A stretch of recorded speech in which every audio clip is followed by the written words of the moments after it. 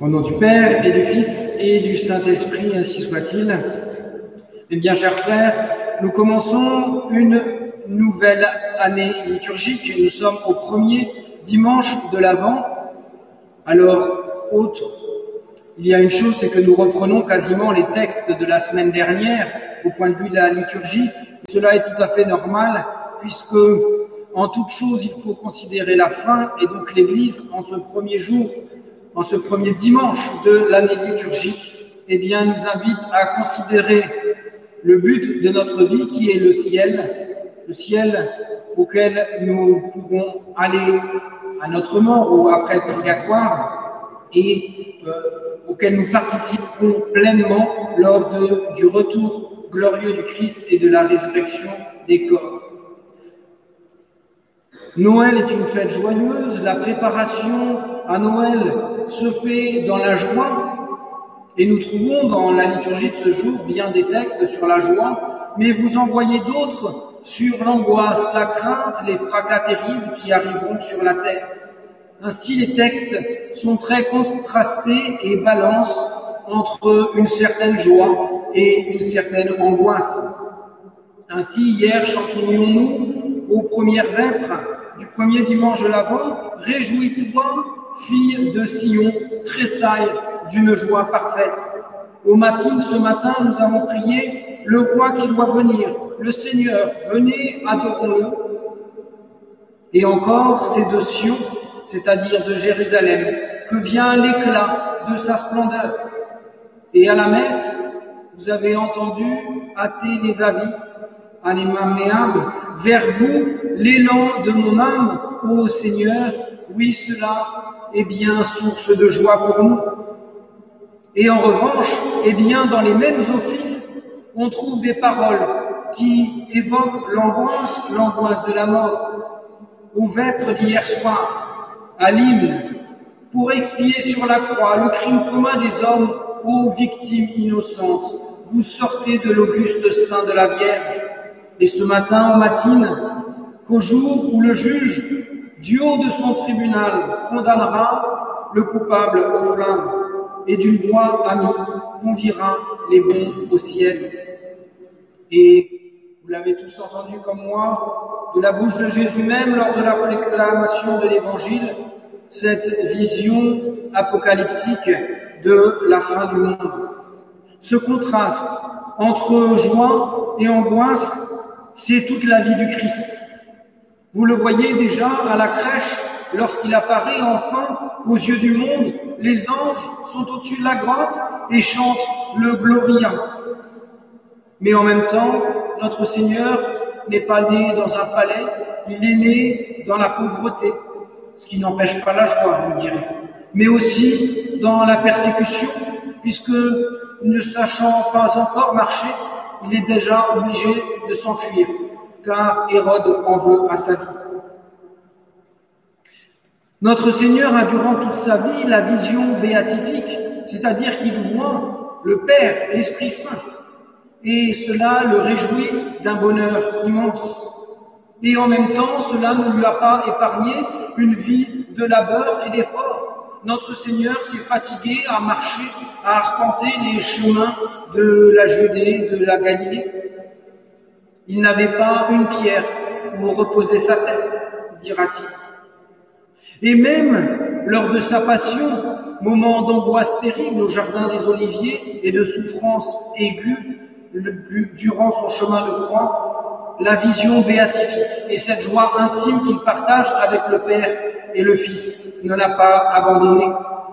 Et chose peut-être plus terrible encore, de voir sa propre mère souffrir au pied de la croix. Et au Gloria des anges de la crèche répond le Stabat Mater de sa mère au pied de la croix. Mais le Christ, ayant vécu l'angoisse et la mort, règne aujourd'hui glorieux et bienheureux pour l'éternité. Et nous savons que c'est cette fin-là qui arrivera et que Dieu veut nous faire partager.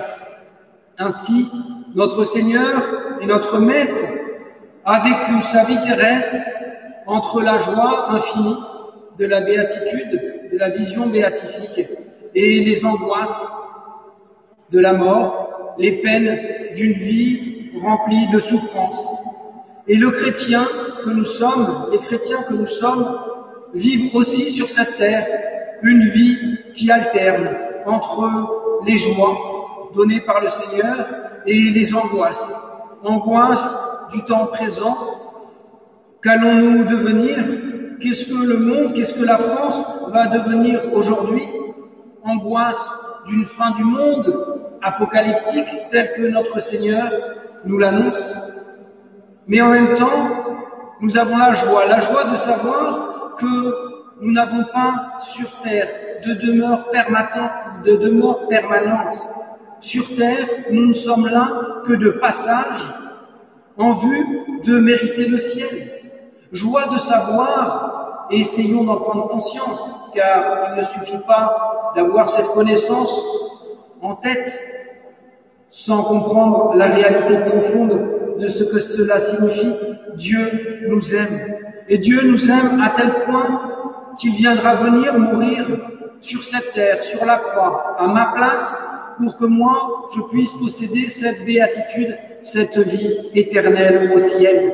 Voilà, mes bien chers frères, ce qui doit être plus fort que les angoisses de ce monde. C'est l'espérance qui nous habite. L'espérance qui est fondée sur cette ferme confiance en Dieu, qui a promis et qui ne ment pas, qui est toujours fidèle dans ses promesses. Oui, nous savons que même au milieu de l'épreuve, Dieu est avec nous. C'est ce que nous demandons lorsque nous récitons notre acte d'espérance. Nous demandons la grâce dans ce monde. Nous ne demandons pas à Dieu de supprimer les épreuves qui se présentent à nous. Dieu veut, par sa grâce, avec nous, traverser les épreuves et ainsi nous faire grandir en lui et nous faire partager plus tard, le jour où nous irons au ciel, une vie encore plus intime. Et nous continuons dans l'acte d'espérance. Si j'observe les commandements, je demande le bonheur éternel, que Dieu me l'accorde. Oui, mes bien chers frères, nous pouvons être aujourd'hui dans une certaine angoisse, inquiétude pour nous-mêmes, ou peut-être encore pire, pour nos proches. Qu'est-ce que le monde va devenir?